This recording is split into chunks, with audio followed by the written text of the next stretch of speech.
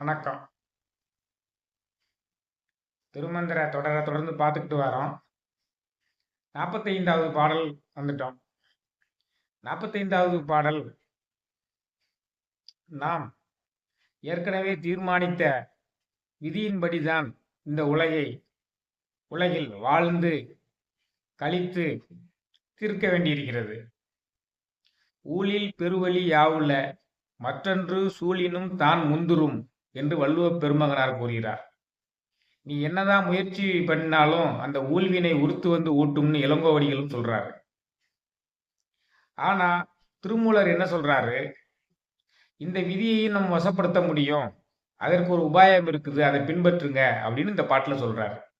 விதியை நம்ம வசப்படுத்துவதற்கு நாம் என்ன செய்ய வேண்டும்னு இந்த பாட்டுல சொல்றாரு. அந்த பாட்டை பார்ப்போமா? 45வது பாடல். விதி வழி அல்லது இவ்வேலை உலகம், விதிவழி இன்பம் விருத்தமும் இல்லை, துதி வழி நித்தலும் சோதிப்பிரானும், பதிவழி காட்டும் பகலவனாமே. முதல் 2 வரியில விதியினுடைய வலிமையை பற்றி சொல்றார். திருவள்ளுவர் சொன்ன மாதிரி ஊழில் பெருவழி யாவுல மற்றொன்று சூழினும் தான் முந்துரும்ங்கிற மாதிரி நீ என்னதான் திட்டமிட்டு செயல்படுத்தி கொண்டு இருந்தாலும் அந்த ஊழ்வினை உறுத்து வந்து ஊட்டும் அப்படின்னு சொல்லி அந்த முதல் 2 வரியில அந்த ஊழ்வினை என்ற விதியினுடைய விளைவுகளை சொல்றார். விதிவெளி அல்லது இவ்வேலை உலகம், கடல் சூழ்ந்த இந்த உலகம் இருக்கிறதே, அது விதிப்படிதான் இயக்குகிறது. யாருமே அதிலிருந்து தப்பிக்க முடியாது. விண்ணுருவார்க்கு இல்லை விதி. அந்த தேவலோகத்தில் வசிக்கக்கூடியவங்களுக்கு மட்டும்தான் அந்த விதி கிடையாது தவிர, மண்ணுலகில் பிறந்தவங்களுக்கு எல்லாமே விதி உண்டு. அந்த விதிப்படிதான் அவர்கள் வாழ்ந்து தீர்க்க வேண்டும். ஏன் அவதார புருஷனாக அவதரித்த ராமனே விதிப்படிதான் கானகம் சென்றான், விதிப்படிதான் சீதையை பிரிந்தான், விதிப்படிதான் அசுரர்களை கொன்றான், அரக்கர்களை கொன்றான், விதிப்படிதான் திரும்பி 14 வருஷம் கழிச்சு பட்டம் பெற்றான்.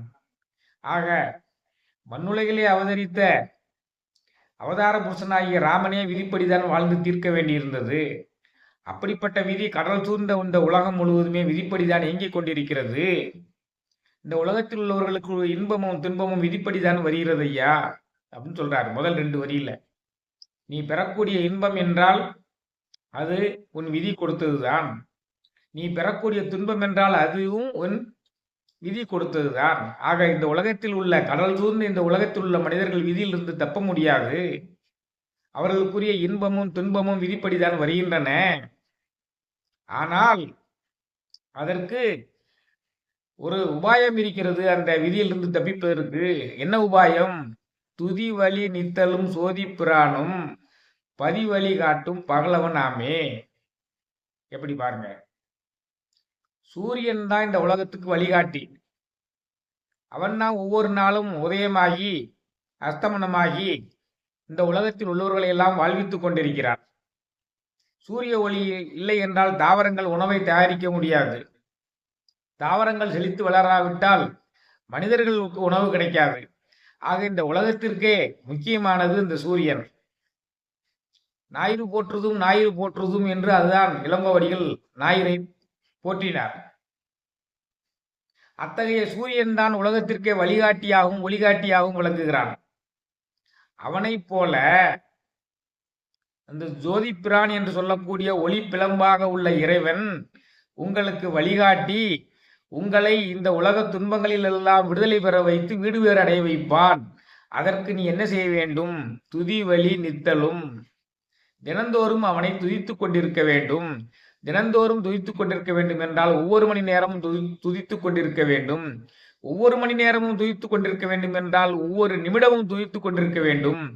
ஒவ்வொரு நிமிடமும் துதிக்க வேண்டும் என்றால் ஒவ்வொரு நொடியும் துதித்துக் கொண்டிருக்க வேண்டும்.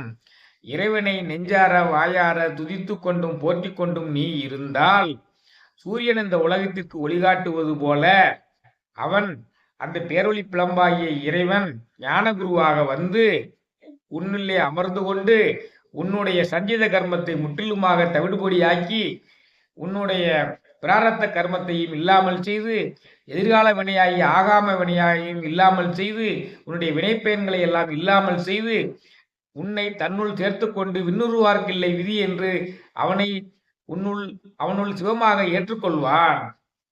ஆக இந்த ஒரு விஷயத்தை செய்து கொண்டே வந்தால் நீங்கள் இந்த விதியிலிருந்து தப்பலாம். அதான் இந்த பாட்டு.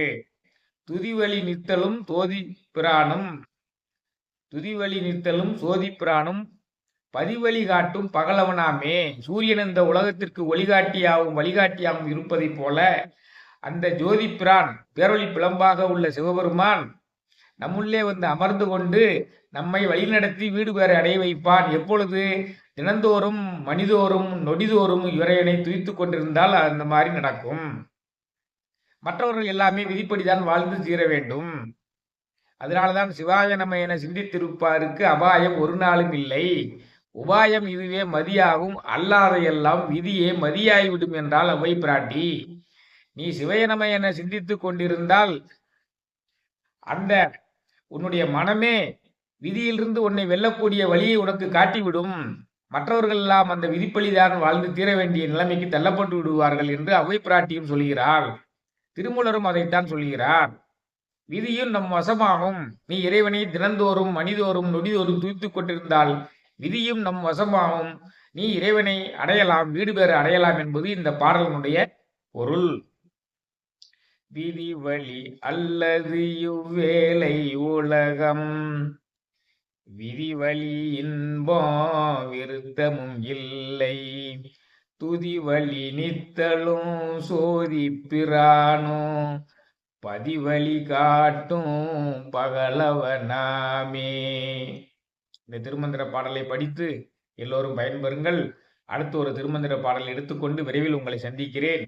வான்முகில் வளாது பெய்க, வழிவளம் சுரக்க, மன்னன் பொன்முறை அரசு செய்க, குறைவிலாது உயிரல் வாழ்க, நான்மறை அறங்கள் ஓங்க, நற்றவம் வேள்வி மல்க, மேன்மைகொள் செய்வ நீதி விளங்குக உலகமெல்லாம், மேன்மைகொள் செய்வ நீதி விளங்குக உலகமெல்லாம், மேன்மைகொள் செய்வ நீதி விளங்குக உலகமெல்லாம். நன்றி, வணக்கம்.